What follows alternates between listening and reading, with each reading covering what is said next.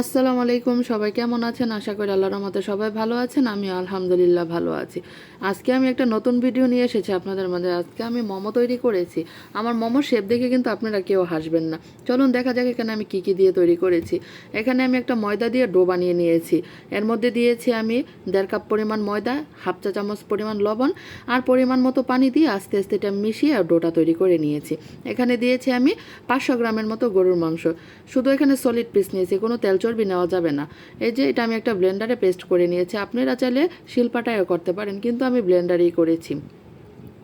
করে এর মধ্যে দিয়ে দেবো ইয়েলো ক্যাপসিকাম, দিয়ে দেবো রেড ক্যাপসিকাম, দিয়ে দেবো গ্রিন ক্যাপসিকাম। তার মধ্যে দিয়ে দেবো কুচানো পেঁয়াজ। এখানে প্রায় হাফ কাপ পরিমাণ কুচানো পেঁয়াজ নিয়েছি। তার মধ্যে দিয়ে দেবো আমি 2টা কাঁচামরিচ কুচি।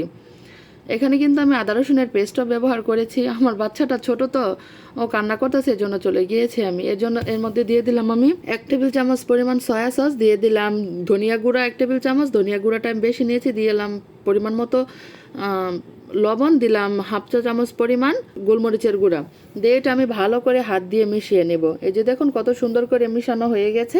তারপরে আমি একটা নিয়ে নিলাম রুটিগুলো তৈরি করার জন্য। আমার রুটি বানানো দেখো আপনারা হাসবেন না, কারণ আমি রুটিও বানাতে পারি না। আমার রুটি বানানো দেখে আপনারা আমার রান্নার বিচার করবেন না। আশা করি আমার ভিডিওগুলো আপনাদের ভালো লাগে। আর এই যে দেখুন আমি রুটি বানাচ্ছি। ও আরেকটা কথা, আমি কিন্তু এখানে 2 টেবিল পরিমাণ তেল একদম হাই হিটে গরম করে আমি মাংসের মধ্যে মিশিয়ে দিয়েছি। এবার চলুন রুটিগুলো বানিয়ে নিই। এই যে রুটিগুলো বানিয়ে নিচ্ছি। আমার রুটির শেপটাও সুন্দর হয়নি, তার জন্য আমি একটা ভয়মের মোটকা দিয়ে আমি রুটিগুলো কেটে কেটে সুন্দর করে ছোট ছোট করে কেটে নিয়েছি। আর রুটিটা অবশ্যই পাতলা করার চেষ্টা করবেন। যদি রুটিটা মোটা হয়, মুখের মধ্যে মোমোটা দিলে আমার মনে হয় ময়দাটাই বেশি লাগে, মানে মাংসের পরিমাণের চেয়ে। এই যে দেখুন আমি রুটিগুলো সুন্দর করে একদম পাতলা পাতলা করে ছোট করে কেটে নিয়েছি। এর মধ্যে আমি দিয়ে দেবো মাংসের যে পেস্টটা, ওইটা দিয়ে আমি এই যে মোমোর শেপগুলো মানে আমি যেমন পেরেছি ওই রকম দিয়েছি।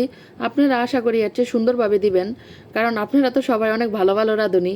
এর জন্য আমার মতো ছোটোখাটো রাঁধুনি না, আপনারা অবশ্যই সুন্দরভাবে দিবেন। তবে আমি যেভাবে করেছি এভাবে চেষ্টা করবেন বানানোর জন্য, তাহলে বুঝতে পারবেন মোমোর টেস্ট আসলে কত। আমাদের নারায়ণগঞ্জে মোমো অতটা ভালো লাগে না, আমি যে কয়েক জায়গায় খেয়েছি। তা বাসায় বানালে এটারও বেশি ভালো লাগে। এই যে আমি আস্তে আস্তে এইভাবে তৈরি করে নিলাম। আর আমি রুটিটা বেলতে পারছি না, এর জন্য মা আমাকে আজকে হেল্প করেছে রুটি বানানোর জন্য। মা আমাকে রুটিগুলো বানিয়ে দিচ্ছে আর আমি এদিকে মোমোগুলো তৈরি করে নিচ্ছি। এই যে মোমোগুলো যখন সব রেডি হয়ে যাবে, তখন একটা বড় ফ্রাই প্যানে আমি মোমোগুলো দিয়ে এর মধ্যে দিয়ে দেবো আমি সয়াবিন তেল। সয়াবিন তেল দিয়ে আমি যখন এটা ভেজে নেব, যখন নিচে দিয়ে হালকা লাল ভাজা হয়ে যাবে, তখন আমি এর মধ্যে 1 কাপ পরিমাণ পানি ব্যবহার করব। এই তো পানি দিয়ে আমি এটা ভালো করে অন্য চুলায় ঢাকনা দিয়ে বসিয়ে দেব। তার মধ্যে আমি মোমোর জন্য 2টা সস বানিয়ে নেব। মোমো খাওয়ার আসল টেস্টে আসে আপনার সসের মধ্যে। যদি সস ভালো হয় তাহলে অবশ্যই আপনার মোমো খেতে ভালো হবে। এর মধ্যে আমি দিয়ে দিলাম সয়াবিন তেল 3 টেবিল চামচ, দিয়ে এর মধ্যে দিয়ে দিলাম আমি একটা বড় রসুন কুচানো। আচ্ছা, যদি আমার ভিডিও আপনাদের ভালো লাগে অবশ্যই আমাকে লাইক দিবেন, শেয়ার করবেন, আমাকে ফলো দিয়ে আমার পাশে থাকবেন। আর অবশ্যই আমার SB Sabiya blog and cooking নামে যে পেজ, ওই পেজে আমাকে সাবস্ক্রাইব করবেন। এই যে দেখুন যখন এরকমভাবে লাল লাল হয়ে যাবে রসুনটা ভাজা, তখন এখান থেকে তেল আর রসুনটা আমি একদম সম্পূর্ণ আলাদা করে নেব। এই যে দেখুন কত সুন্দর লাল হয়ে গেছে। যখন এটা আলাদা হয়ে যাবে, তখন আমি রেড চিলি নিয়ে নেব এখানে 1 টেবিল চামচ পরিমাণ। তারপরে দিয়ে দেবো চিলি ফ্লেক্স 1 টেবিল চামচ পরিমাণ, সল্ট নিয়েছি। আর নিয়েছি আমি ফ্রেশ রসুন। দিয়ে এই গরম তেলটা এর মধ্যে আমি ঢেলে দেবো। ঢেলে এটা আমি সুন্দর করে নেড়ে চেড়ে মিশিয়ে নেব। এই যে দেখুন কত সুন্দর আমার এই সসটা রেডি হয়ে গেছে। এর মধ্যে আমি আরেকটা সস তৈরি করে নেব। এর মধ্যে দিয়ে দেবো আমি সামান্য পরিমাণ তেল দিয়ে এর মধ্যে দিয়ে দেবো আমি রসুন, দিয়ে এখানে হাফ কাপ পরিমাণ দিয়ে দেবো আমি টমেটো ক্যাচাপ দিয়ে আমি সম পরিমাণ পানি দিয়ে দেবো। এর মধ্যে পানি দেওয়া হয়ে গেলে এর মধ্যে আমি দিয়ে দেবো সয়া সস, লাইট সয়া সসটা দেবো। আর এখানে কিন্তু আমি লবণ ব্যবহার করব না। সয়া সস দিয়ে এর মধ্যে আমি দিয়ে দেবো রেড চিলি, লাল মরিচের গুঁড়ো দিয়ে দেবো হাফ চা চামচ, দিয়ে এটা আমি সুন্দর করে নেড়ে চেড়ে মিশিয়ে নেব। এই যে দেখুন যখন পানিটা একটু শুকিয়ে আসবে, তখন এটা আমি নামিয়ে নেব। এই যে যখন কত সুন্দর বলক চলে এসেছে, হ্যাঁ আমার এই সসটাও রেডি হয়ে গেছে।